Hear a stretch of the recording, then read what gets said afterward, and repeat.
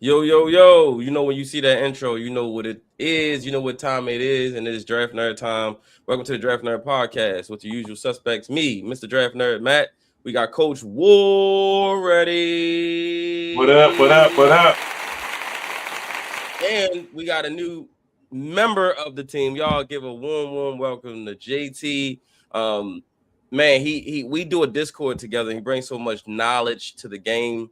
He has so much understanding of the game while also being humble. We love that. So y'all give a warm welcome to Mr. JT.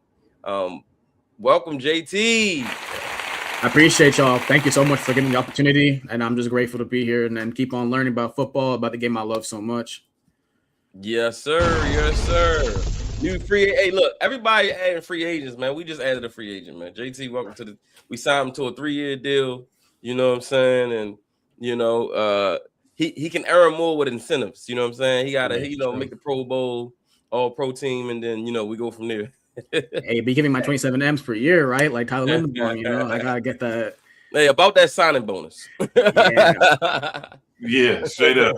All fully guaranteed, right? About that signing bonus. Hey, we don't want to create any trends with guaranteed money. We don't want the rest of the league getting mad at us. But all right, so we got a special show for you today. You're gonna see me and Coach twice today. So after this, a little bit later, you will see us with the boys on the Black Wing Playbook. Michael Pierce, Cordell Woodland, Coach Ward, and myself will be live on the Black Wing channel. But we got a little special for you today with Draft Nerds. As you know, we are building up to our annual, Draft Nerd mock draft extravaganza coming up on April 21st, 4 p.m. Eastern time. 32 GMs, 7 rounds, 1 day. Yes, ladies and gentlemen. You've seen mocks before, but you've never seen it done like this, unless if you watched this last year, then you did. Yeah, this is our version of our WrestleMania or the Super Bowl, baby. Oh yeah. This is Christmas for me. Next week's, Christmas Tuesday. That's Christmas Eve. Thursday, that's Christmas Day. So I'm ready for Christmas. Exactly, man. I mean, listen. This is what we do. So I've seen other people do their mock extravaganza, whatever. They do 7 rounds, but they do it over 3, 4, 5 days. They slow drafting. Now we doing all 7 on 1 day. All 7 rounds, 32 GMs. We may have some surprises.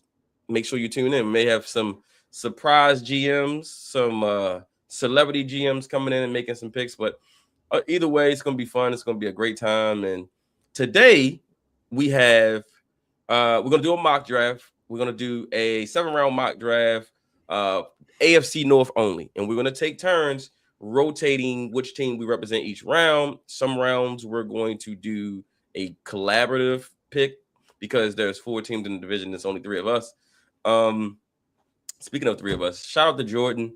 At work, unable to make it. We do have normal jobs and careers outside of this. So shout out to Jordan out there making that dollar. And Jay as well, busy schedule. So, but both of those guys will be available for the draft extravaganza on the 21st. So you will see those guys coming up next week. Yo, the draft is next week, fellas. Oh my Lanta, it's next week. It comes up so fast, bro. Like, you do your mocks, man. People be doing mocks in the middle of the season and whatnot, and then before you know it, man, you lift your head up. Hey, the draft back here again. So I love it.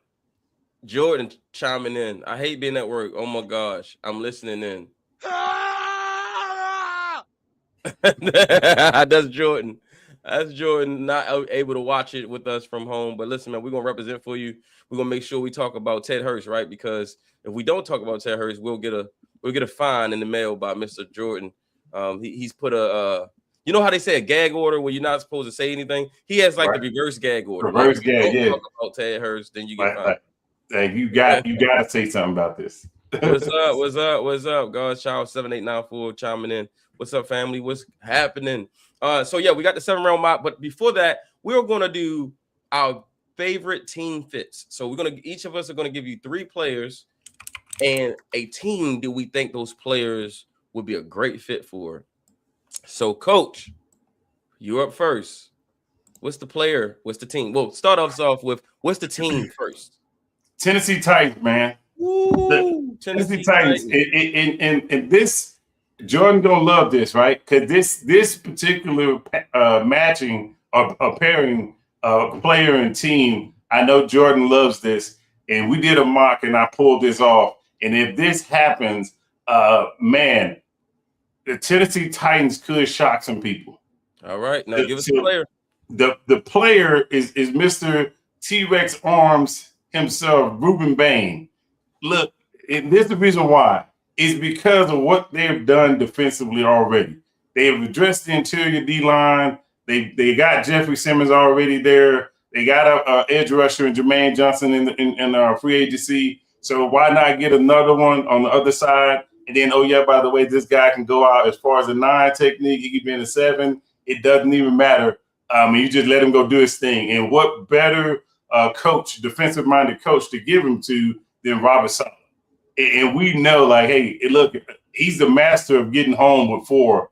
And if he can get home with 4, I just feel like it frees up everybody else behind that front 4. So I feel like, hey, Ruben Bain, is a sneaky pickup right here. I know people are mocking Jeremiah Love to him and to the Titans, but if I'm them, I'm sitting here saying, look, I want to build one side of the ball completely and then start addressing the other side. So I feel like, again, you put him around some veteran leadership, and there's not high expectations for him. So I feel like, hey, this would be a match made in heaven when it comes down to Ruben Bain to the Titans.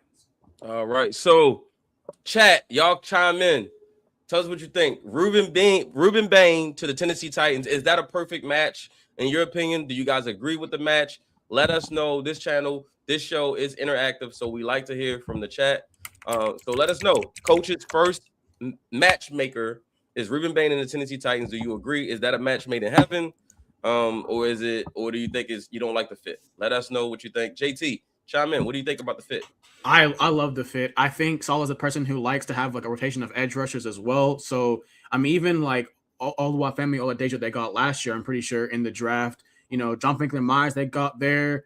Jermaine Johnson, like getting those guys, and I think Ruben Bain could rush, even from the interior. Like he can go from inside to outside. He's a very versatile player when it comes to that. So I think, this is a solid fit that he can get, a couple, like 5 rotation of 5 different edge rushers or pass rushers, and he's gonna cook in that division with them.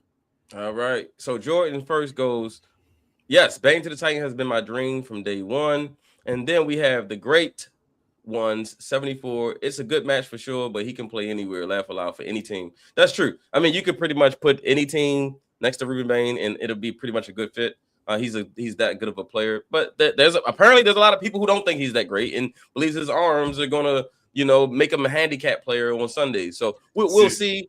Apparently, I guess we don't know what we're talking about, but all right, you're up, JT. Yeah. Who is your first player? Well, actually, who's the team first? My first team is the Atlanta Falcons. All right. And the player that I'm giving them for their perfect fit is Lee Hunter, the defensive tackle out of Texas Tech. All right. And so why I love this fit so much is that Atlanta needs just a big human being in the middle of their D-line. Right now, they have Ruka Roro, who came out of Clemson as a defensive end, playing nose tackle for them, and he is just not meant to play at position. Lee Hunter can fill up 2 gaps, and he is just going to occupy a center and guard attention for the entire time and allow Jalen Walker, and all the edge rush additions that Atlanta has made this year to thrive and just eat up that space. And also in the run game, he's going to be able to be a stout run defender for second downs. For him, his thing might not be he doesn't have a lot of pass rush juice, but I just think they just need a large human being, and that is Lee Hunter's game. He is born to be the massive nose tackle in the middle of a defense for a team, and Atlanta needs that player badly. All right, chat, tell us what you think. Lee Hunter to the Atlanta Falcons. Is it a match, or you don't like the fit? Let us know. Let us know what you guys think. Is it a match? Is it not a match? Talk to us. Yeah, I love this pick. I'm a big fan of guys that don't have to change out their accessories. Hey, look, he can keep his red and black stuff that he has from Texas Tech days and go right down to the ATL and continue to wreck shop. I love it because of what they are looking to do defensively. Like at times, it was like, hey, they almost looked like the Indianapolis Colts, I think, of 1998, where it was just like all offense, no defense. They was just like, look, we got to go score 40, because if not, we're not going to stop nobody. So I feel like, hey, this is the right move, especially with some of those young linebackers that they got. I think this is the right move for Atlanta. So I like it. All right, chat. Let us know what you think. Lee Hunter, Atlanta Falcons, great fit or no? I think it's a great fit. I like Lee Hunter. I actually did a mock draft a while ago where I had Lee Hunter going to the Falcons. I think it's a really good fit. It's I think it's a really good fit. I think he fits what they already have, right? With Jalen Walker and James Pierce Jr. If he plays. yeah. He got in trouble, but even if he doesn't, I think it's a good fit. He does give you a little bit of pass rush juice. He's capable, and I think he will get better in the NFL. I just really love the fit. All right, great one says over Banks or Woods. So the different guys, right? So Lee Hunter is more of a one. He's more of a 1 or 2. Like he's more of a 2 gapping type of guy. He's not necessarily a 3 technique like Woods and Banks are. They're more 3 technique guys, more quicker, more explosive. Lee Hunter's going to take up 2 blocks. He's going to penetrate. He's going to press the pocket. He's going to keep the quarterback from being able to step up. And that's the way he affects the games a little bit differently than the other 2. Coach, would you agree with that? Yeah, the motor is different too. That's the other thing, because with Banks, there was concerns about his motor running too high too soon. And then with Peter Woods, for me, if you just having him worry about the run, I think you're limiting his potential as it is what he's naturally good at doing. So I feel like Lee Hunter is the perfect guy for what you want to do. Hey, look, we can stop the run. Now we earn the right to pass rush. So I feel like that's a perfect marriage. So absolutely. All right, so it's my turn. The team. Y'all know what day it is. 1996 Baltimore Ravens. The team is the Baltimore Ravens. It's a big day for the Ravens. They're unveiling a new uniform. They got a party getting ready to go off in a few hours.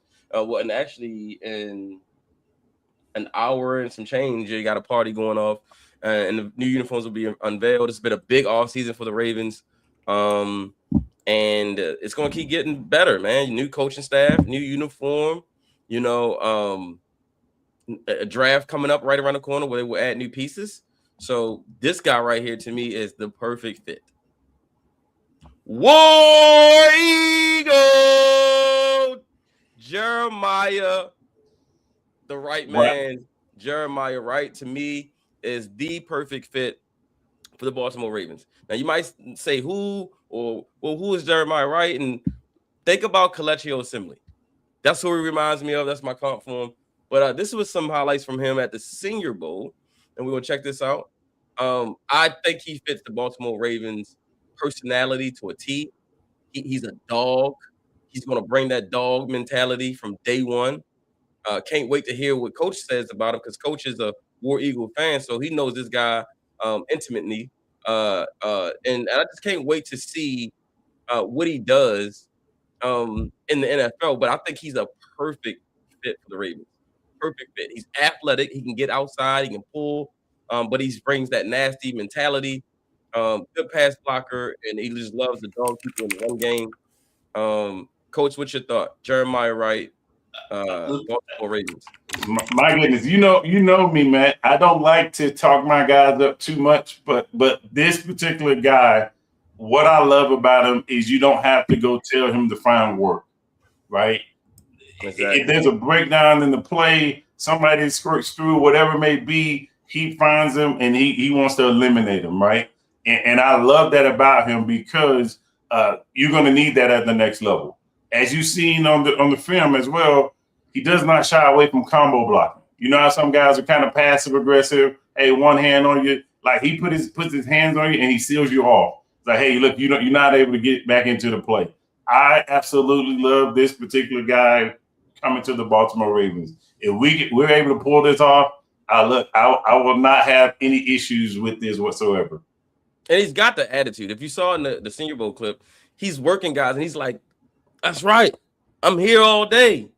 Like it's going to line up. It's going to happen again, and it's going to happen again. It's going to happen again. I feel like we haven't had that type of nastiness on the O-line in a very long time, and I think he'd be the ideal fit at guard. It's guys like this is why I'm not pressed about a guard in the first round for the Ravens, because I feel like if you get me a Jeremiah Wright and you add a really good center, I mean, shoot, what if you added his teammate Connor Lew? What if you went Jeremiah Wright and Connor Lew in the later round? You set. And you're gonna give that to Coach Ledford, by the way. And you're gonna get that to Coach Ledford. So you're gonna put two guys next to each other who's used to playing next to each other. To me, that's the equivalent of what you've seen teams do where they draft the quarterback and then draft the receiver from the same team. Yeah. When you draft the center and the guard from the same team, you tell those guys line up and go do what you do. Go do what you guys do. Watch the center, watch the guard. I'm saying let's go get both of them. Like usually, like a lot of times, like the right guard is the communicator with the center. Like, he like wipes his hands to tell him to like it's time to snap the ball. So like that like level of communication, almost that instinctness, they'll have to already. And I'm pretty sure for us, like Falele was the one that gave Linderbaum the signal. So we give the center and right guard together and put them in Baltimore Ravens. Hey, I'm not mad at it. And you make them roommates immediately in training camp. Let them learn the playbook together at the same time. And then you just go from there, man. I think it'd be good. One, you want your guys. The Ravens do a good job of drafting guys from the same program.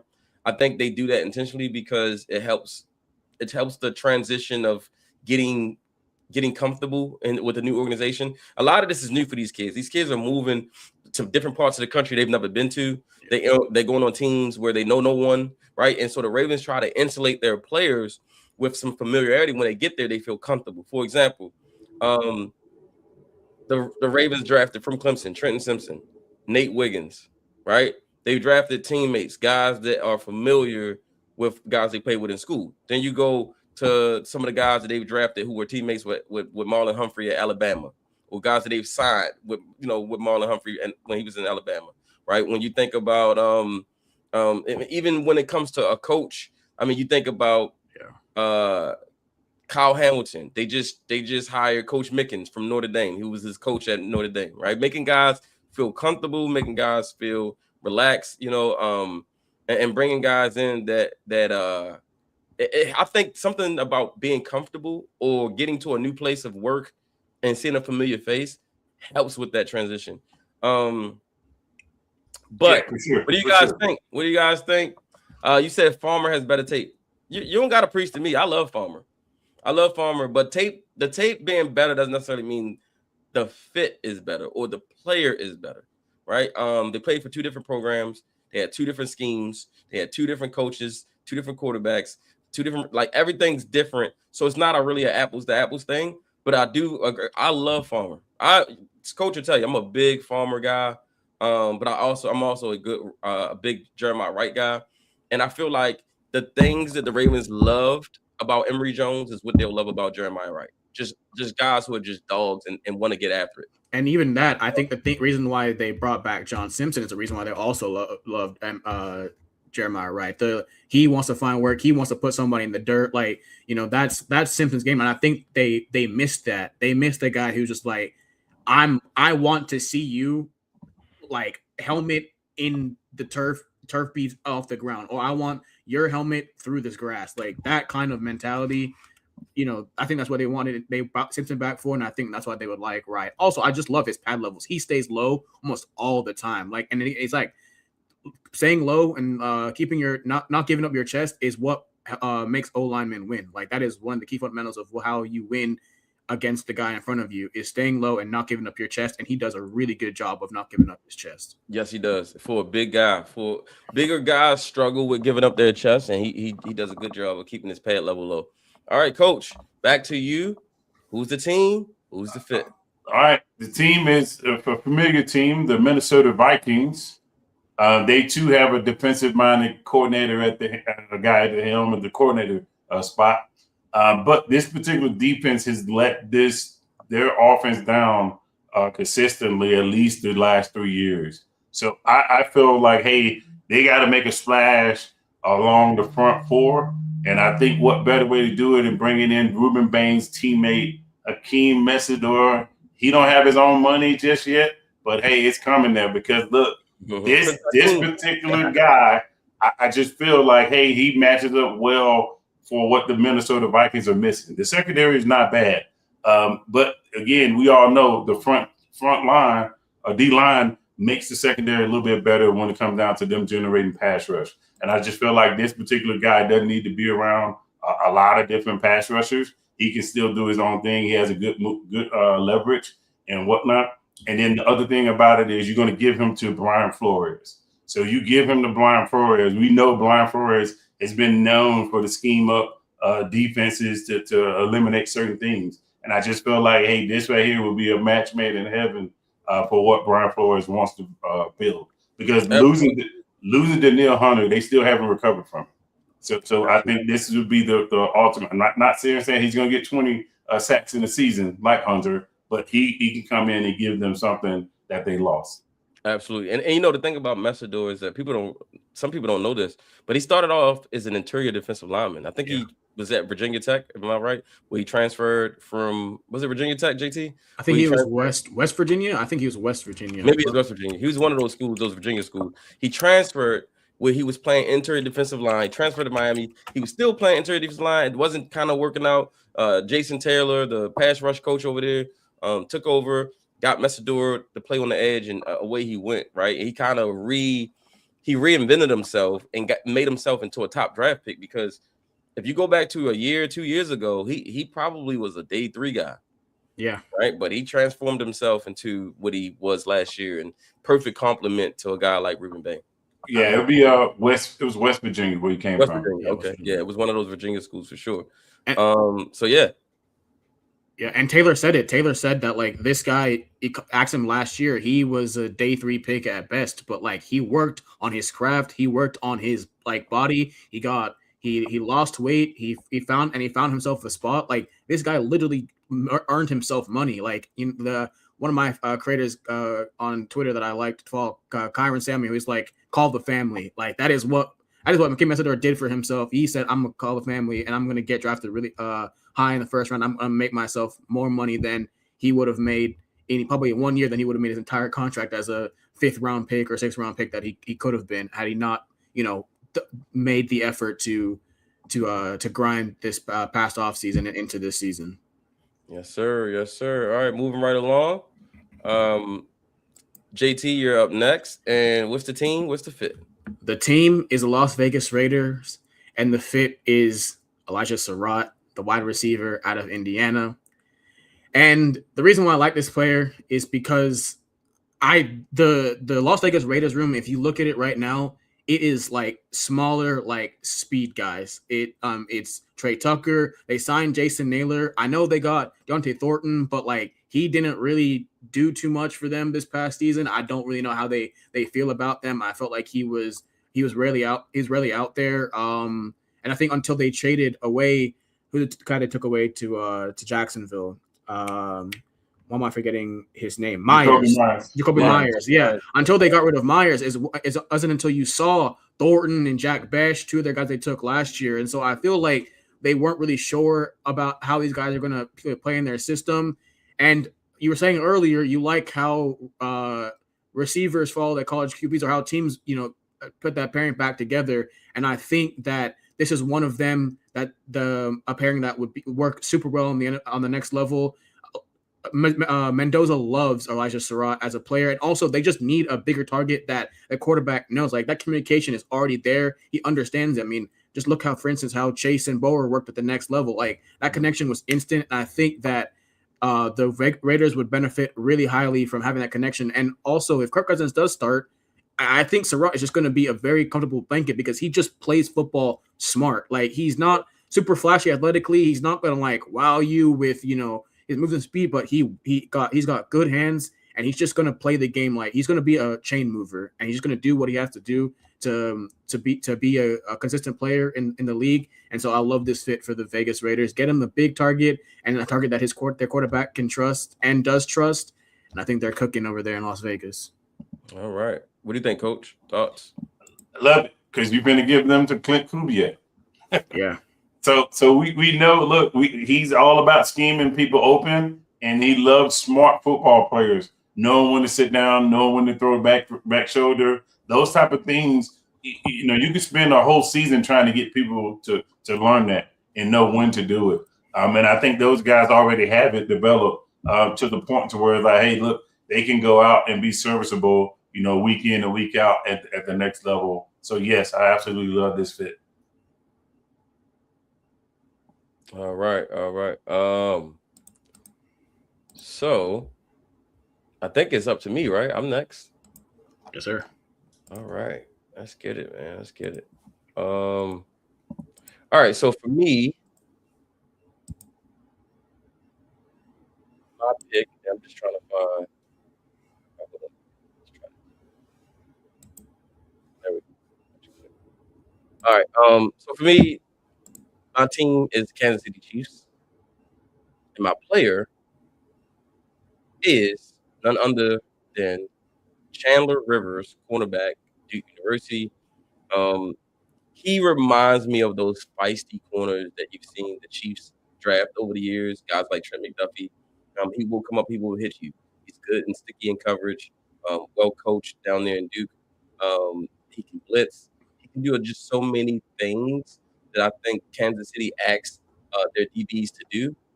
And I think when you think about what they want to do and what he does, I think it's a really good fit. Love Chandler Rivers. He's one of the most disciplined corners in this draft. Guys, I think that just does really well with his technique. And again, as you can see, he affects all areas of the field. I mean, defense, special teams. He's going to come in right away. He's going to carve out a role in that Steve Spagnuolo defense and really be a player for them. What do you guys think, Coach? Yeah, you showed the one play I wanted to see was the special teams. Mm-hmm. And again, this is a cheat code. You're gonna give this type of player to Spags. So again, yeah, I love the fit. For me, it's the fact that he wants to work. That's what I love about, because you got some DBs that'll get comfortable out there and they're like, all right, you're not throwing it over here to me. I'm cool with it. Like him, he wants to go get involved with the play. You know what I'm saying? He's out there looking for that, and I just love that about him because dude, yeah, they were not going to make the playoffs. They were not going to be, hey, contend for a national championship. But if you turn on their film, I know he stands out. Right. I know he stands out. So right. He's playing like he on a national championship type team. Like he going 100% every time. What do you think, JT? Yeah, I mean, this guy has like swagger's the best way I could put it. Like he just like walks around with he just like owns the field. Like he goes and runs to the ball. Like for a guy like that small and compact, like he hits like a truck. To be honest with you, like he'll stick people when it comes to the run game. I just like the the tenacity that he plays with. I think like Spag will like him because he's just a player that will do whatever it takes. Like I think he likes his players that are willing to do the dirty work, and I think Chandler Rivers is one of those players. Yes, sir. Coach, you up with your last guy?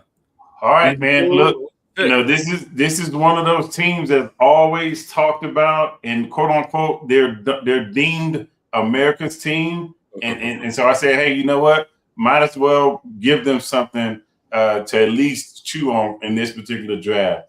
And I feel like the Dallas Cowboys would benefit tremendously taking this player. That player is Rodriguez, Jacob Rodriguez, linebacker from Texas Tech.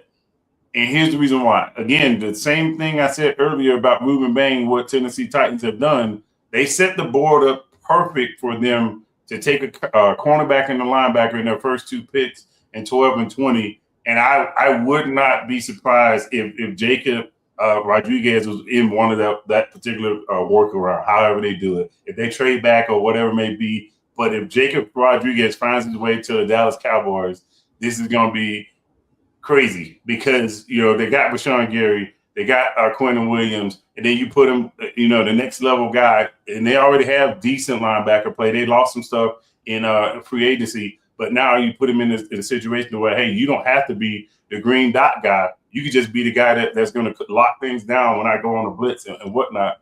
And I think he's a smart enough football player to do that. the other thing about it is he's going to bring some juice. He's going to bring some juice between because at times the Cowboys looked like they had a lot of juice on the D-line, but they lost a lot in the secondary. He's going to be the glue to bring both of those units together. And I feel like if they get him, my goodness, the Cowboys defensively might be back if they get a player like Jacob Rodriguez. I love the fit. What do you think, JT? I love this player. Like, I'm actually so jealous he gave him to the America's team because sometimes I feel like they don't deserve it because they fans be pissing me off sometimes. But like he was like, I know his issue before was, or people thought he wasn't athletic. Then he goes to the combine and proves he is all the bit athletic, has a lateral speed to get to the sideline, and this brother knows how to get the football out of players' hands. He is he's a ball hog he's basically like a corner safety in a linebacker's body because he just knows how to find the ball. He interrupts passing lanes. He can force a fumble. He just finds a way to give his offense, extra possessions. And that's exactly what a Dallas team needs. They need to give more possessions for their offense, who they really believe in, because that offense does have potent weapons on their team. You want to give them as many chances as they can at swinging at the bat. And Jacob Rodriguez can be one of the players that can do that. I love this fit, and I think he's just also a smart and intelligent player as well. Like he knows how to read the run. He will be a very good player for any team who gets them. And so Dallas getting him. I mean that, and especially for their need at linebacker, it's perfect. All right, Coach. All right, so JT, you're up next. Who's your team? Who's your fit? Last player for you. My team is the Jacksonville Jaguars, and similar to Coach, I got a linebacker for them, but this one is Jake Golday, the linebacker out of Cincinnati. I think this player is a converted edge, and he's got this like weird, like almost lankiness to him, and he also is learning his instincts, but ball skills as well is another thing that I think linebackers need to have, and they lost one in Devin Lloyd who just knew how to find the football. And so I think Jacob Golday also even measures out really similar to Devin Lloyd. If you look at it, they're both like 6'3", 6'4", 235, 240 pounds. So like this is almost just like replacing him and a lot cheaper. And I think this is a guy who's going to, just be a ball hunter for them, is going to find his way to the football no matter what.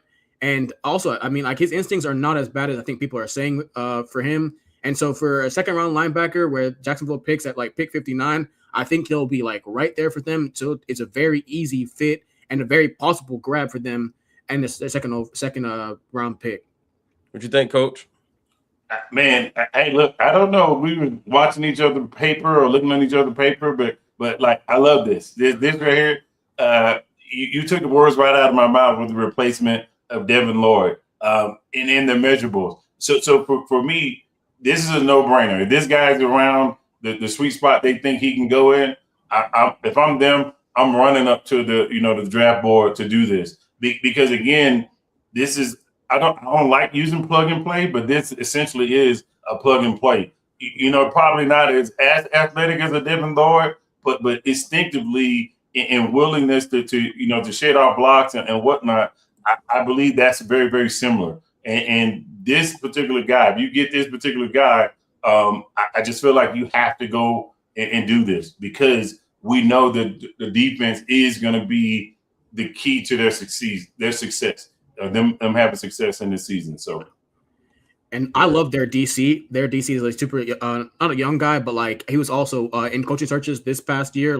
People thought he might get a job, but he ended up going back to Jacksonville. So I think they can even play on his converted edge and that skills that he learned from that, and sending this guy and blitzing him, but he is going to make a lot of quarterbacks' life hell. If you send this guy straight up the middle, he's going to hit somebody, and they're not going to feel that, not going to enjoy that feeling in the morning. At all. All right, so it's up to me. My last choice, my last pairing. I'm going to LA, baby. I'm going to the Chargers, and the fit. Something that I feel like they just missing this little ingredient to their offense, and I'm going the fit. Zachariah Branch, wide receiver, University of Georgia. Look who's the coordinator, right? You got Mike McDaniels, the new OC, and what he had in Miami, right? Tyreek Hill, Jalen Waddle, right? You go to the Chargers, and you have a different skill set of receivers. You got Ladd McConkey, he's more of a slot receiver, route runner. Quentin Johnson does have some speed, but he's not really a wiggle kind of guy. He's more of a straight line vertical guy. And then they got some other guys on the roster, but they need some home run hitting ability. That's why they went out and signed Keaton Mitchell. And I just think if you add a Zachariah Branch to this offense and give him to a coach who would know what to do with him because he's had this skill set before, I think Zachariah will be set up for success, and the Chargers will be much more dynamic as an offense because now you pair him with Ladd McConkey, with Quentin Johnston, with what's the kid they drafted from Ole Miss last year? Trey Harris. That's right. Yeah. So I think he's a compliment. He's completely different from those guys. And he gives them something more. Special teams as a returner.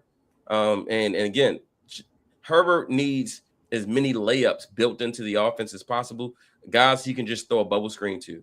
He can just throw it out into the flat, and this guy can go and make something happen, And to me, I think it's an ideal fit. What do you guys think? Yeah, I'm with it.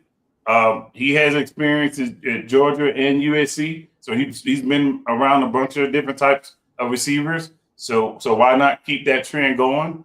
The other thing about it is you open up the playbook a lot more for McConkey because now he doesn't have to do some of that work in the backfield. This guy can do it, and he's much better at it. So I feel like, hey, look, you can have a nice little two-man game going with those two wide receivers on the field.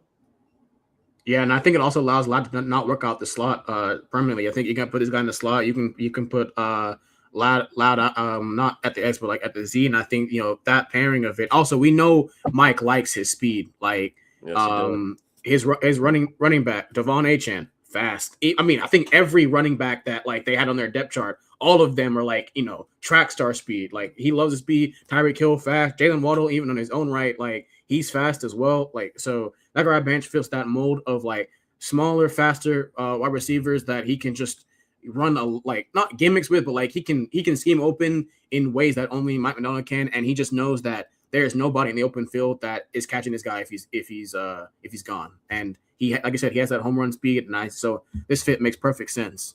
Give the guy who likes speed more speed. There you go. All right. Well, you guys out there chat, let us know. What was your favorite match? Was it Coach?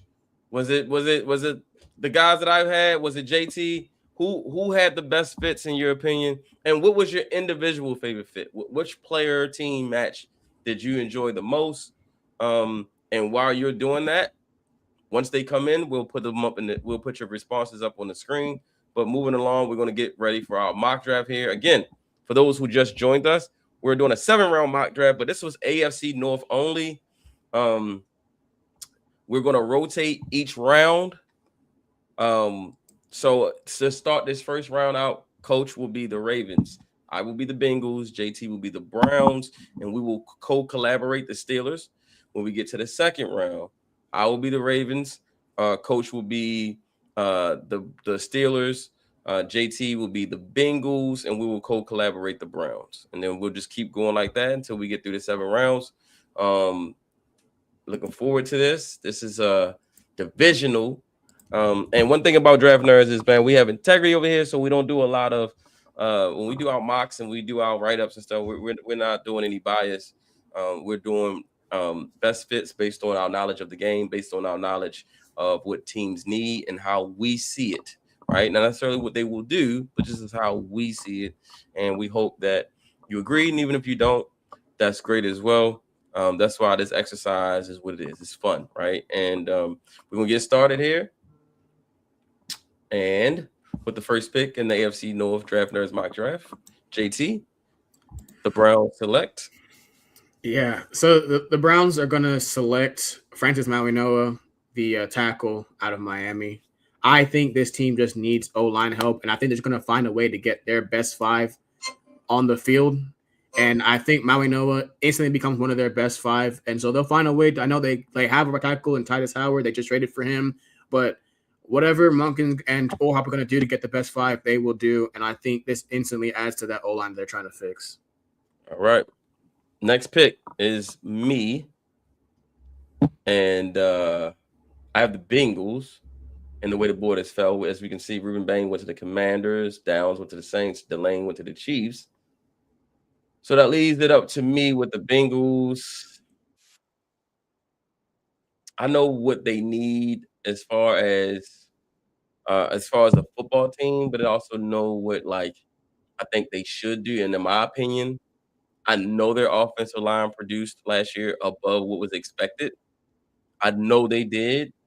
But I don't know if you can bank on the amount of production they got out of some of those guys. I think we do see a little bit of one hit wonder type stuff. We see guys have good one seasons and then they can't duplicate it the next year, and then you're sitting there saying, "God damn, maybe we should have addressed that issue just to make sure."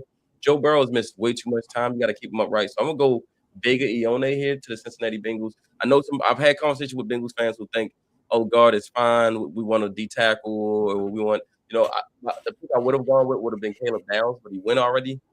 Bain, I would have taken him if he was there. But the way it just fell, and we're not doing any trade backs, I just take Vega. Now, in a trade back scenario, I would have taken Katie McDonald, give him an interior force in that defense. But yeah, we're gonna go with Vega Ione to the Cincinnati Bengals. You got to keep Joe Burrow up, and guess what? You got a guy. Vega comes in. If he's better, he plays. If not, guess what? You got a good problem on your hands. All right, Coach, you're up with the Baltimore Ravens. All right, cool. Man, God, dude. Right off the rip. Okay. So for me, we're not doing no trade backs. Okay, so if it falls like this, there's only two obvious choices here. It's either Makai or either Fanu. And I'm leaning towards Fanu. Here's the reason why, because he can play both possible needs if worst case scenario.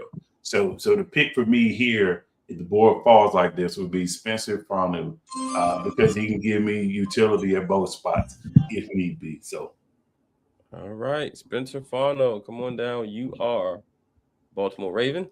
Now we'll co-collaborate here for the Pittsburgh Steelers. The way the board has fallen, I think they was hoping Vega would be here. I think I've heard a lot of talk about the Steelers liking Vega. I could also see the Steelers probably trading up for him. To be honest, he's a popular choice for them. I'd also like Emmanuel McNeil-Warren to them as well. He's gone. So what are we guys thinking? Steelers right here. Go ahead.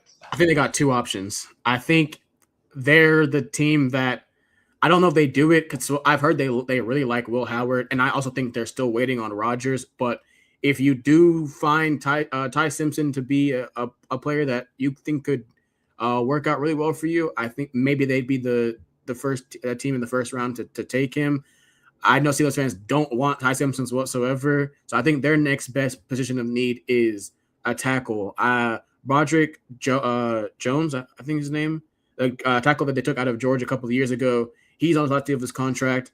I don't know if they really love him, so I think just getting another tackle in that room to even just push Broderick as well is somebody that they would do. So it'd be one of the tackles, either Blake Miller or Proctor. Yeah, I agree with that wholeheartedly. What do you think, Coach? Man, love it. I love it. Look, I only have to say nothing. Caden Proctor is for me, the ideal fit in this situation. Because just like I said for the Ravens, it should be for the Steelers. So let's say Broderick Jones rebounds, he's serviceable. I can kick him into the guard spot that we need. Yeah. And then now my offensive line issues are fixed. And then if Broderick Jones is plays himself out of a contract, guess what? I already got my right tackle on the roster. So Caden Proctor makes the most sense in this situation. And I absolutely hate it because we're basically making our AFC North rival teams better. But hey, we no bias here. Yeah, Caden Proctor had an unbelievable pre-draft process. By the way, he checked every box. He answered every question that people had, the concerns. He came out and he aced the test. And I think him getting picked where he is getting picked now in the first round is well deserved. Jordy, nice to see you, brother. Actually, at the top of the hour, a little past, we will be switching over to the other podcast, the Black Wing Playbook, and that's where we'll be talking about the Ravens and the uniforms on that show. So make sure you go to youtube.com/Black Wing Playbook, subscribe, turn on your notifications, and when we go live, you'll be able to join the party with us. We can't wait to see you over there. All right, so Cleveland back on the clock. That is JT. This pick is super simple to me. They need, coming out of the first round, O-line help, a tackle, and receiver. So the 24th pick in the 2026 NFL Draft, the Cleveland Browns will be selecting Omar Cooper Jr., wide receiver out of Indiana. That's a great pick, actually. Really great pick. Really great pick. All right. Where is he? Did I take him already?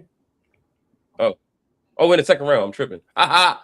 All right. So second round. Damn, Browns up again. All right. So, Coach, who's the Browns in this round? Is it you, Coach? I mean, I could take it. It's fine. No big deal. No. Actually, I think this is the collaboration. I think you got the Steelers. He has the Bengals. I have the Ravens, and this is the collab. All right. So in the first round, they went Francis Mariano and Omar Cooper Jr. I think I'm gonna be honest. I think Browns fans would be ecstatic with that. So we'll see. Where do we go here with this one? So they got the receiver and the tackle.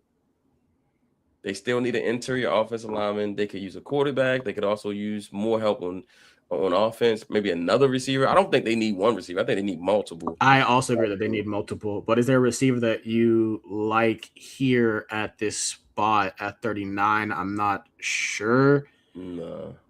I also think they could use a corner because I love Denzel Ward, but he also has no help. There, and he has no help, and he's also getting up there in age as well. So there is somebody like corner sneaky need for the Browns as well.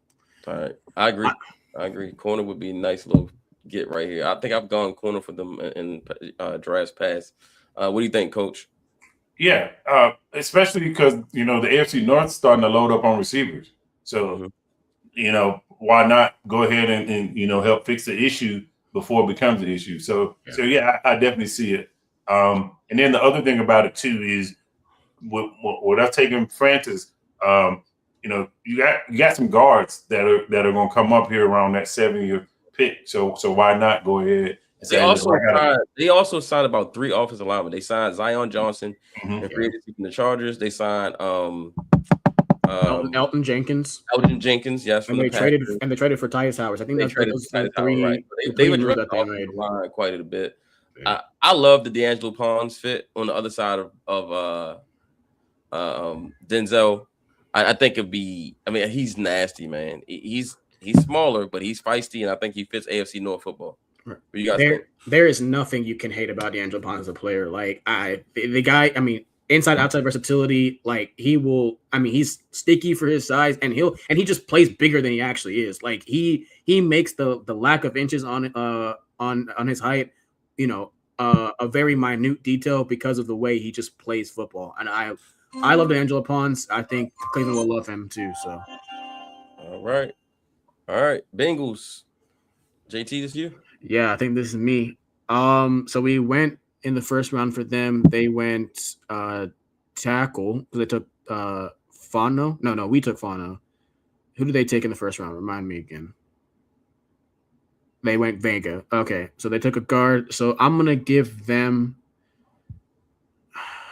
Yeah, I'm gonna just take the interior defensive line. I'm gonna take them Lee Hunter here. I think that interior defensive lineman. I think they would have loved to get Caden McDonald in the first, and be able to get Lee Hunter in the second. I think it's like a nice consolation prize.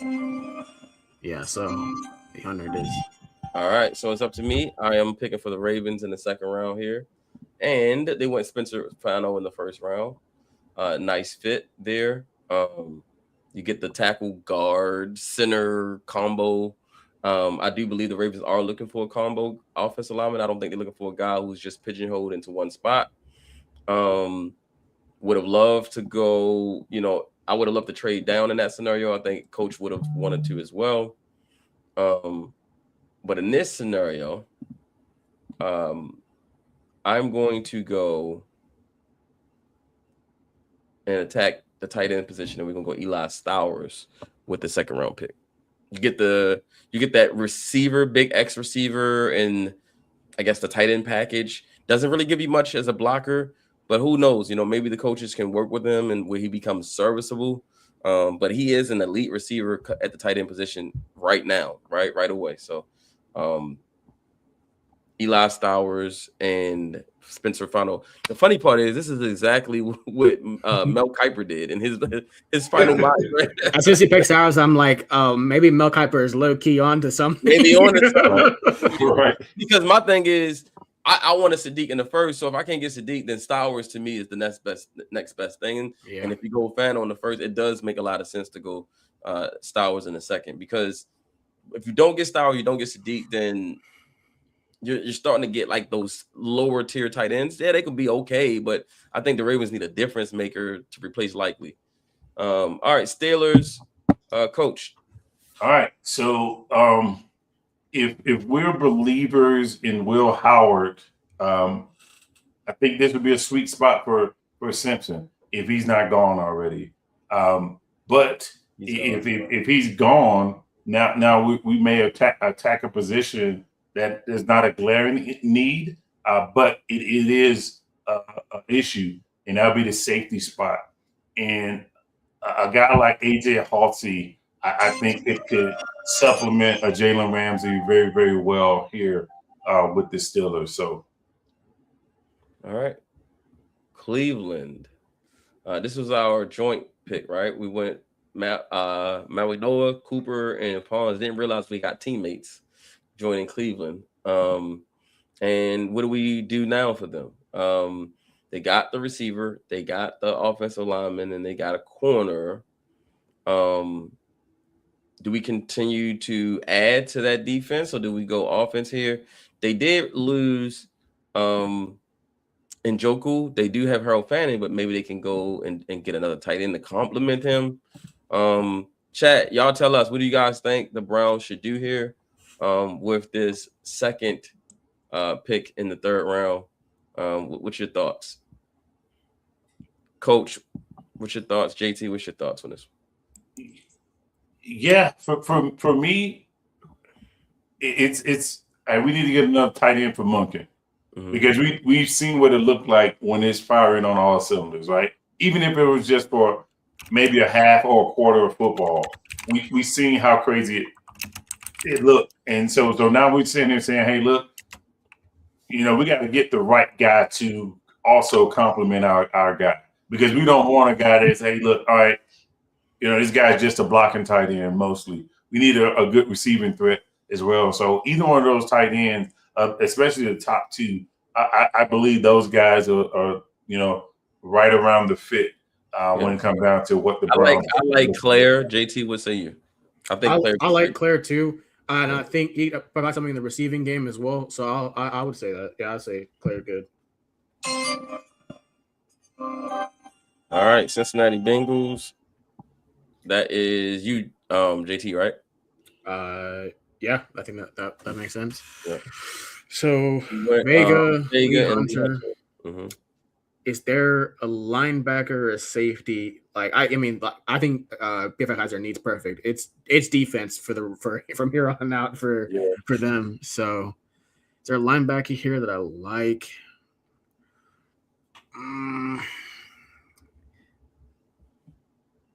Nah, it's those guys like diagnosing in the run game. I am not a Kamari Lassiter fan. I'm not sure what do you think about Kamari Lassiter as the safety prospect? Are you a fan of his game? Kamari Ramsey. Kamari Ramsey. Sorry, I don't say I said Lassiter for. I actually like Ramsey. That's my guy, man. I actually interviewed him at the Senior Bowl. I love his physicality. Love the way he flies around, makes tackles. I do like Kamari Ramsey. Okay.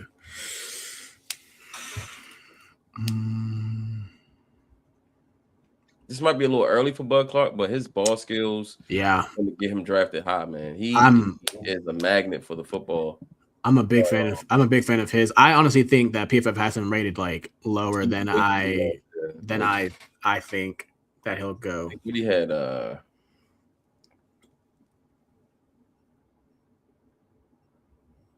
think he had 4 interceptions, 4 touchdowns, 7 forced incompletions. Clark is a long, explosive playmaker with strong ball skills, but his lack of strength and run defense will need to be managed. 6'2", 190 pounds. Yeah. I mean, yeah. If I'm gonna stick with my guns and I think about the player that I like, and I think the safety, why not? Give me Bud Clark. Take that at a TCU. I think he's rated lower here. I really like his ball skills, and I really like what he can provide for that safety room. Who's lacking just like talent. You going Bud Clark? I'm gonna go Bud Clark. Yeah. All right.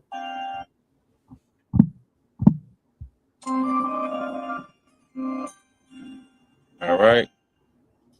We still in the 3rd round, Coach? So this is me. The Steelers took Proctor, and then they took what's his name, a safety last time, right? AJ Halsey. Yep. Halsey. Cool. All right. So now we are getting in the Mike McCarthy loves his weapons type of deal. So let me see the wide receivers. And I know people are looking at they got Roman Wilson, and they have a bunch of guys already. But I think they need one more guy for the slot. And I think this is where a guy like a Deion Burks comes in and is able to feast in the Mike McCarthy system. So I think they go wide receiver here with Deion Burks out of Oklahoma. Deion Burks, like it.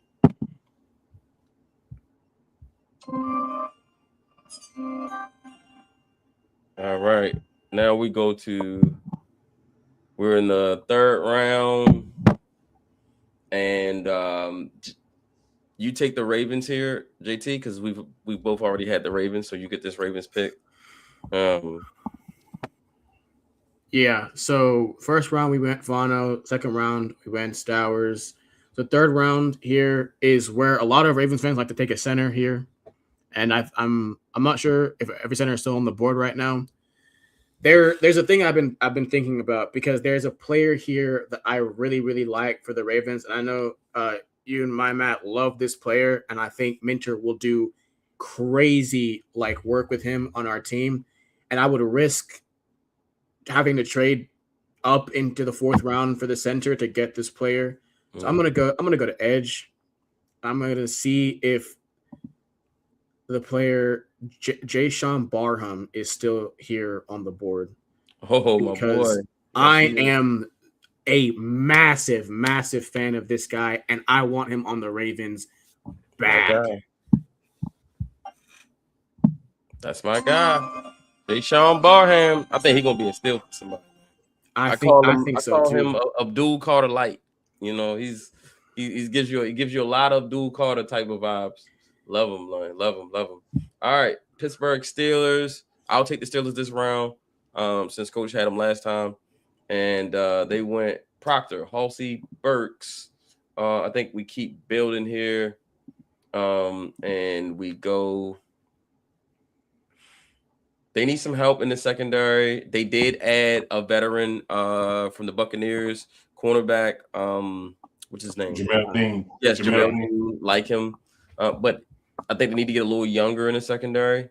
But they can also add some different pieces in different spots. I think I'm gonna make a little bit of a splash here, though. They did meet with this player this week, and I'm going to go with one of my favorite quarterbacks, Drew Eller from Penn State. I think this is the prime spot for him in the 3rd round. So I just like the pick, right?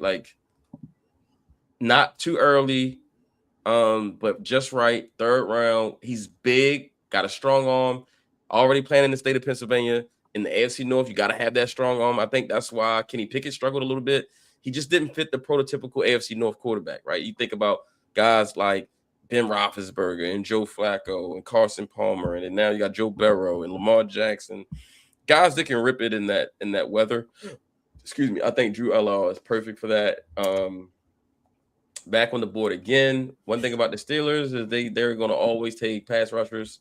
They're never going to not take pass rushers. And so let's give them LT Overton, who would be a steal at this point. Yes, absolutely. It's still. Yeah, to get him that late, yeah, I think that'd be a steal. All right. Cleveland Browns, Francis Mariano, Mark Cooper Jr., D'Angelo Pons, and Max Clare.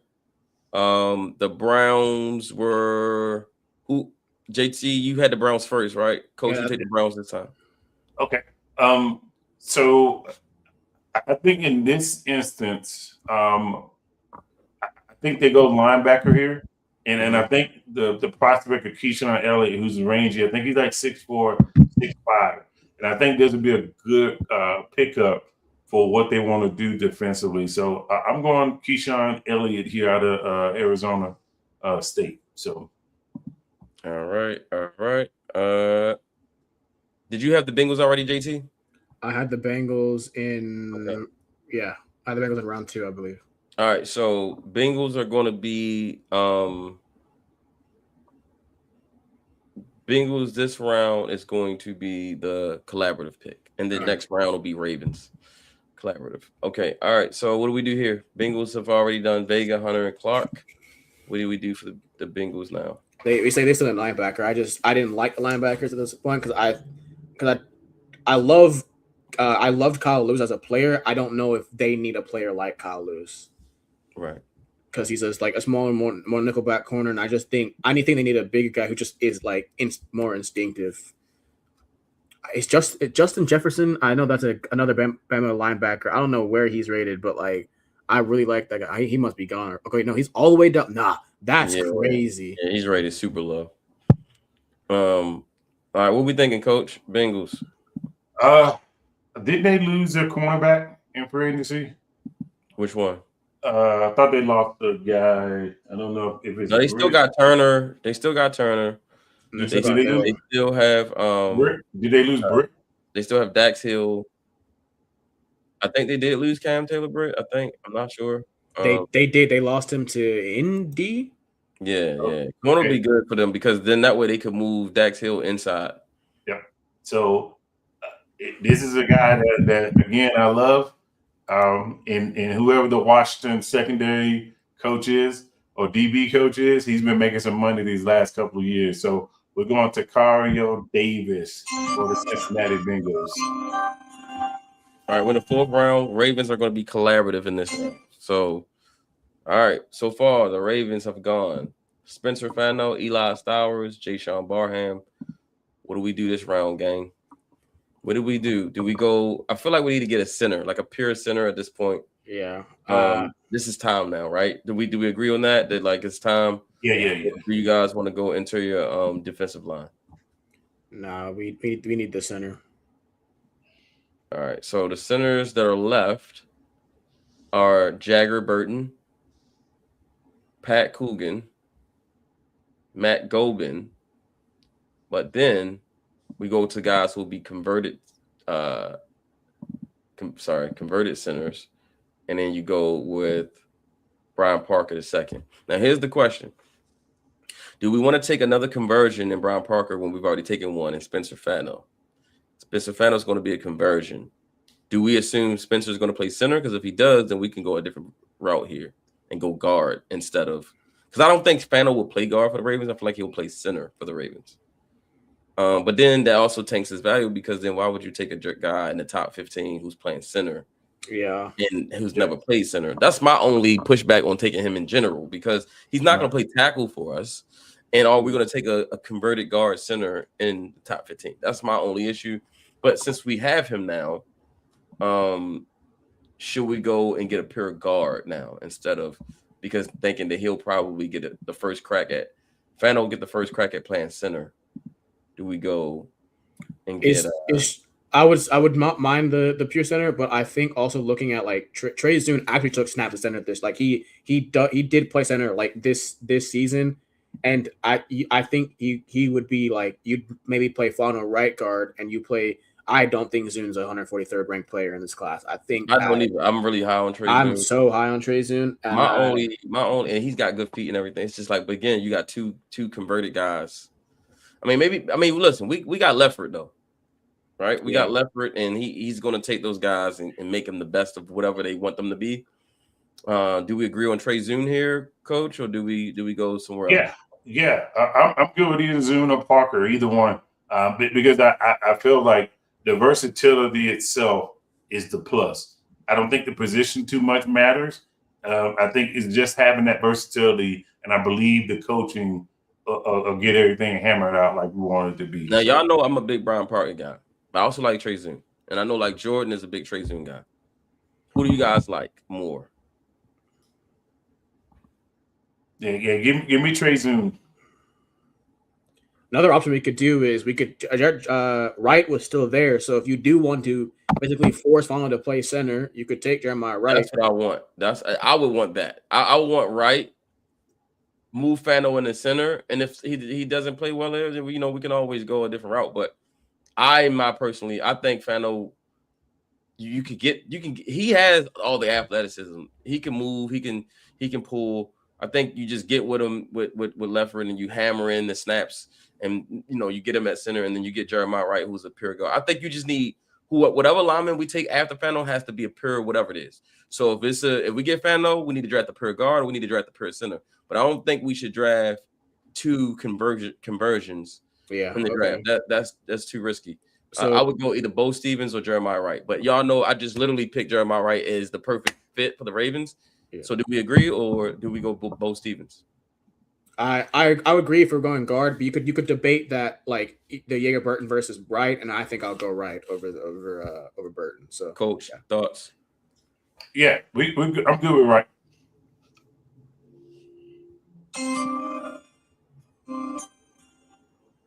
Steelers here. JT. I think that's me. All right, so they got their tackle of the future that could play guard. They got safety. They got wide receiver. They got QB, and they have an edge rusher. I'm trying to remember what is their linebacker? Yeah, they have the most. I thought we had a lot. They have one more. They got 12, while we have 11. So, but they have a lot in the top 100. Yeah, them and Miami is another team that also has meant like a lot of top 100 picks. I'm low-key jealous. I want to snag one of them really badly, but there's no way that Omar would give us one of them. Let me see here. Oh yeah, I know what they need. They need to find somebody who's going to replace Cam Hayward because he's getting up there in age. So they need an interior defensive lineman that is not 30 years old. Yes, they do. You're right. I know who I would pick. I would hate it as a Ravens fan, but I'm sure they would love it. I'm trying to. I think I know who you might say, but let me just make sure that I have this right. But like he does have a lot of the pass rush. He's 265, 295. He's more of a bigger guy. Yeah, I mean, I'm assuming the play by to say is Chris McKellen because that's a guy that I also like a lot, and you and I think similarly a lot for players. Yeah, I really like Chris McKellen, and so you. So I'm gonna tell you. So actually, it's Tim Keenan. It is Tim Keenan. Okay, I looked at him, but I was thinking he is strong as an ox, and the leader of that Alabama defense.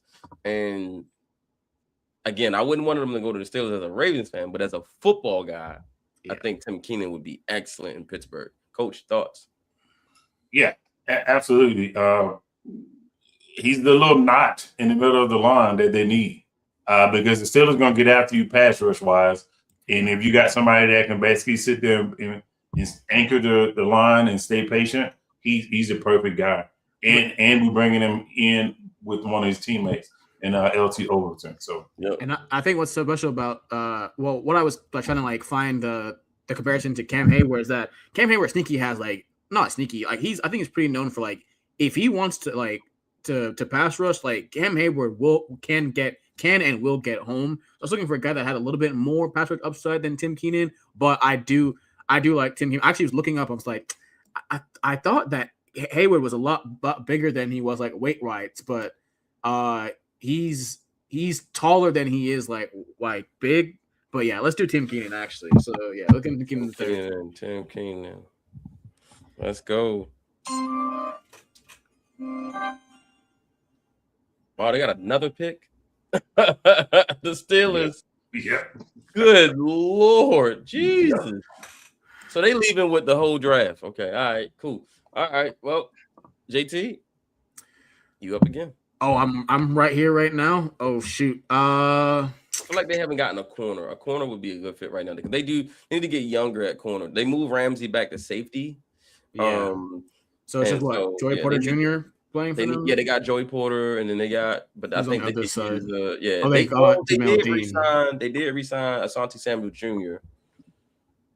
But I don't know. In the AFC North, in the NFL football period, you can never have enough corners, in my opinion. Yeah.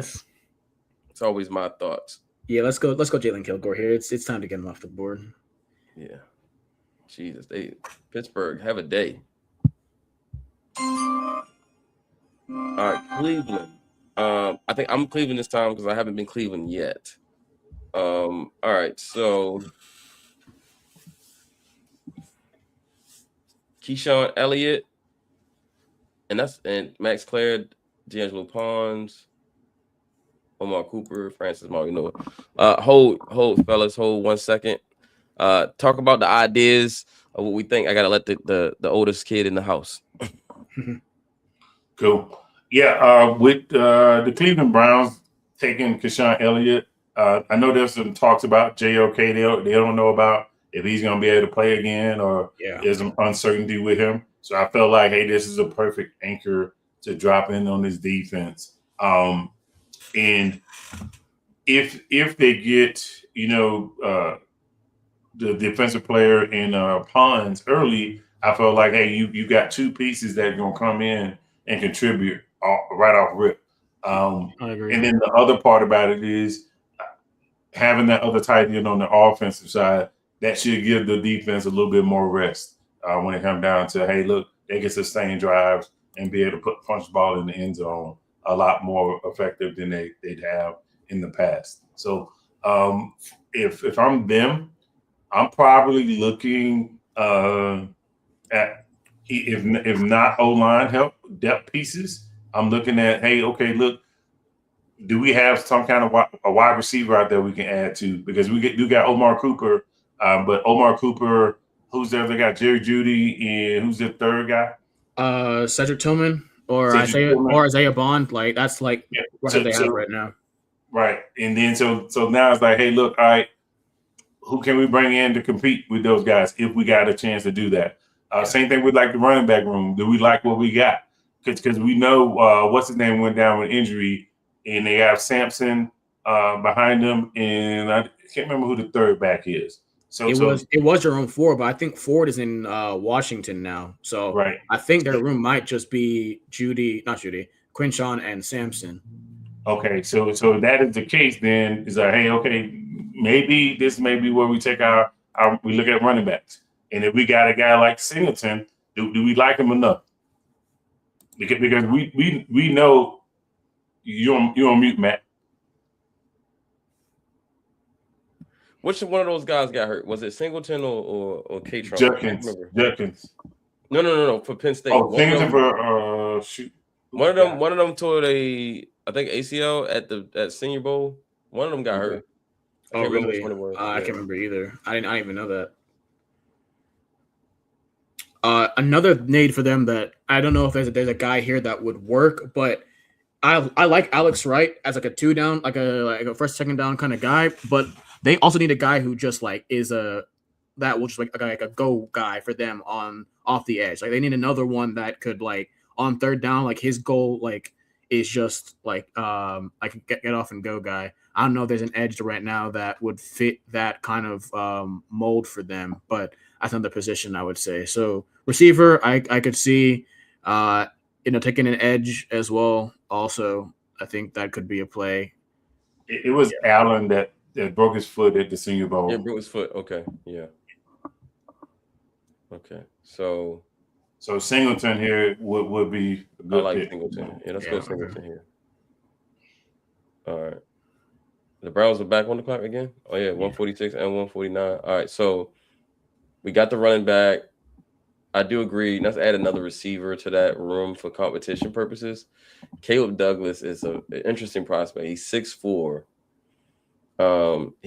He can be a big X receiver. Maybe he can compete for that outside X position they need. He's also a different body type than what they've got. Jerry Jeudy, Omar Cooper Jr. now. Isaiah Bond. He's a little bit different than those other guys. So let's go Caleb Douglas here. Baltimore Ravens. So we just collaboratively went Ravens, right? Yeah. So then it should be. Is it back to you, Coach? Yeah. JT, yeah. you've already had him too, right? All right. Yeah. Yeah. So I started with my what we had. All right, Jeremiah is tackle. Okay, cool. All right, so right here, we got to be looking. If I'm the Ravens, linebacker, receiver, or corner. So let's see what those positions look like. All right, wide receiver. All right, cool. Linebacker. Let's see. Do we like anybody? And corner. Add them all together. Yeah. Okay, cool. All right. Man. All right. So, and what pick is this? This is the fifth 154. Round. Okay. Cool. All right. Scroll. There you go. Scroll back up. Keep going back up for me. All right. So, man, this right here, is going to be a sweet spot for the Ravens if we do end up having this. I believe there's some receivers that we can get later, and I think a coverage linebacker here will help us out. So I'm looking at I think it's Aiden Fisher from Indiana. Indiana, yeah. So I think he fits well with what we want, and then he's 22, so he's not one of the 26-year-old guys coming from Indiana. So I believe this will be a nice little addition.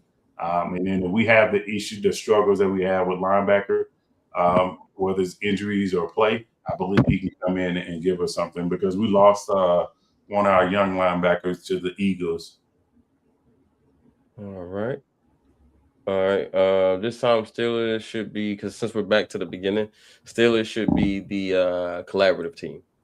So they've gotten everything at this point. I mean, anything at this point, we're just probably drafting multiple players at the same position. They've got Kilgore, Keenan, Overton, Allard, Burks, Halsey, Proctor. Yeah, based on how this board is falling, and we talked about doubling up. They haven't gotten a tight end yet. They could probably use a tight end. Yeah, I wouldn't that or like we got in safety for them. We think we took a Halsey. We did take a safety. Okay. Mm-hmm. Yeah, tight end makes sense. They haven't gone tight end yet. What do you think? Yeah, because they got Washington and what's his name, but Washington was hurt, right? He got hurt towards the end of the season. Right. Yeah, and he's just different skill set too. So you like Nate? You like Nate? I do like Nate. Yeah, I also like Nate. I think he's also I think he's really athletic. And I think he's really athletic tight end, and I think they will like him a lot.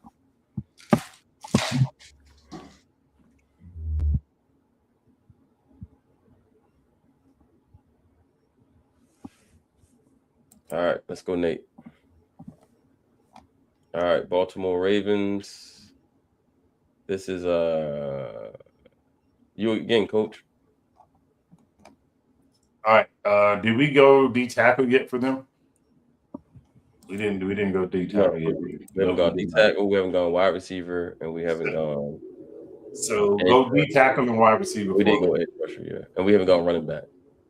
You said D tackle and wide receiver. Yes. Here. All right. Oh, he's still there. Oh my goodness, this is crazy. All right. Okay. So. All right. So for me, I think if we want to get younger at some of our interior D lineman spots, this would be a great spot for a player like Albert Regis. Had a good showing at the combine, and I believe he can be a developmental piece for us later in the season. So, all right. So you're back on the board again. So we went Regis, Fisher, Wright, Barham, Stowers, Fano. Oh, I'm back on the board. By the time we grade that receiver, we got back-to-back picks. By the way, 173 and 174. I already know where I'm going. Give me my guy from Baylor, Josh Cameron. Okay. This is the thing that the Ravens been, fan base has been looking for. A guy could, bigger body, can go up, catch the ball in contested spaces, and I believe he would be the guy if we can get him this late in the draft. So, all right, you're picking again here.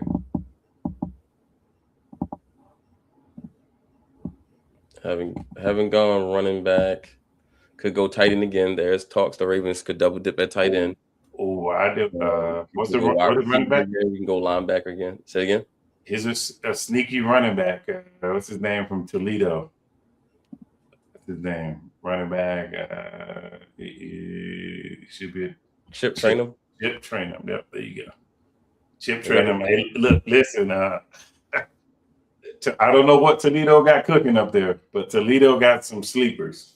They got a couple corners that people are overlooking. This running back and Chip Trainum.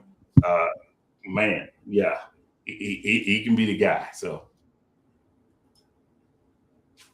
okay, Chip Trainum. All right, Cincinnati Bengals. This is me. We got Vega, Hunter, Clark, Davis. The Bengals are always in the business of taking, wide receivers. So let's go see if we can add another one.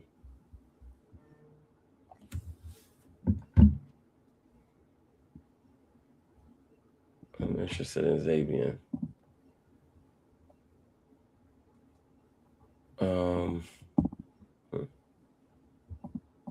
Actually, this might be better. Let's do this. Let's go Oscar Delp here to the Bengals. I feel like he's been on the board way too long. Let's go Oscar Delp right there and give Burrow another pass catcher in the offense, especially from the tight end position. So you got Vega, Hunter, Clark, Davis, Delp.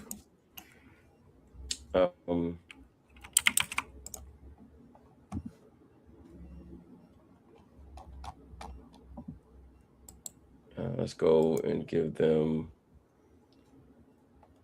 a running back. I think Roman Hemby will be a nice compliment to Chase Brown. And that takes us to the Browns, which is UJT.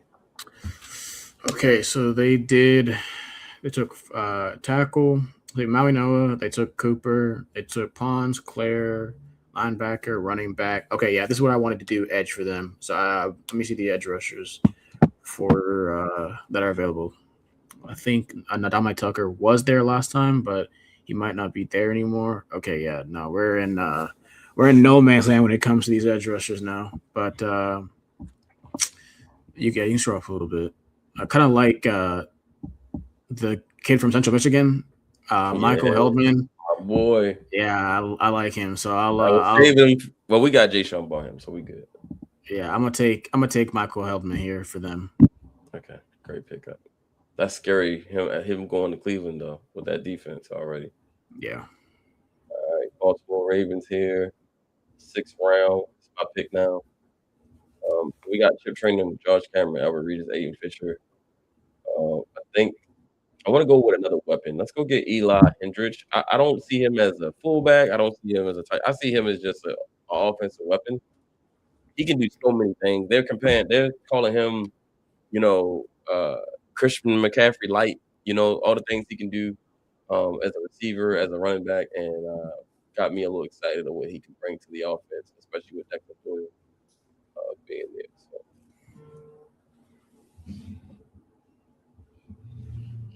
So. Ooh, this is crazy. I don't like this. This right here that's staring at us. I don't like this at all. Cause shit, yeah. Because you know they're gonna take him. Oh, of course they would. they're gonna definitely take him. Like, so we don't even need to discuss this. So yeah. All right, Cincinnati. They're not to have him. Like whatever we have to do to prevent that. Like in the real life, they can't have him. I don't like that at all.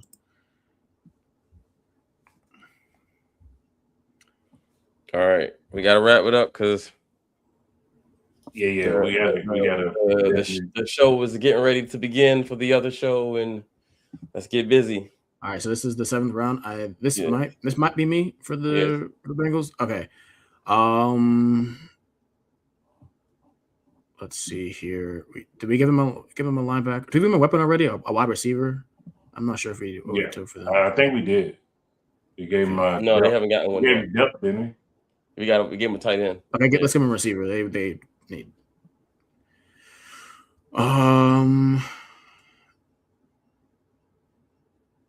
Malik Benson. I was gonna say I like Malik. It was between him and Lewis Bond. That's who I was thinking about. Okay. All right, Steelers 7th round. They got so many darn picks, man. I don't think it really matters who they end up with. Yeah, you can just go beat paper here now, at the top of the guy on the board, and just like click at this point. Yeah. Let's get them a center. Let's get them Parker Bros for. I feel like they could use a backup center. I think it'd be a good fit. Cincinnati back again. So for them, if he's still there, I'm taking Harold Perkins Jr. Yeah, I was just thinking the same thing. They don't have a linebacker either, so it makes perfect sense. Pittsburgh again on the clock. Like, bro, give some picks away at this point. Did they get a running back? No running back. Let's go and get.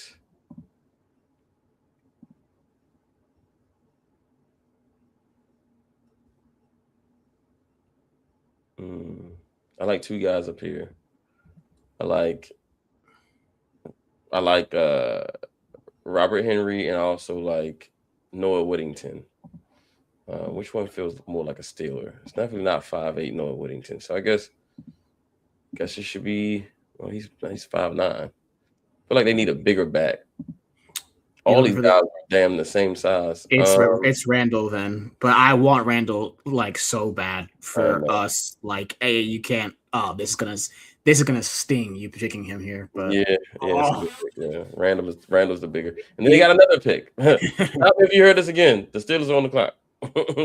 Stop me if you've heard this before. All right, so did we take two receivers for them or just one? Let's finish him up with another wide receiver. I was gonna say Bredesen because they lost his brother. Connor Hayward went to Vegas, I think, and I know they sometimes like using that fullback tight end. Oh yeah, you know what? That's good. I like that. Perfect. Cleveland, they got one last one. Ooh, we talked about who was this? Cleveland. Mm-hmm. Holy smoke! I don't know how this kid's still there. Micah Morris from Georgia. I don't know how he's still out there. So I think he's a little bit rated low too. Yeah. All right. And finish up with the Ravens, and let's go get my boy Taylor Green. Please. I was gonna say there's no way you're gonna scroll past him. You know it wasn't. And then let's finish up with a so crazy that we haven't taken the corner. Y'all know the Ravens taking the corner way before now.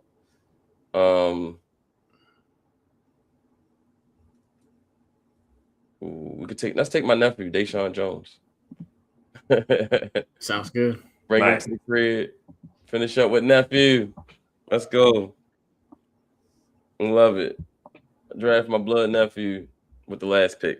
All right, so that's our 7-round mock. We didn't mean to rush, but we were pressed for time because the other show is about to start. Make sure you keep it locked. Go on youtube.com/ or / whatever it is.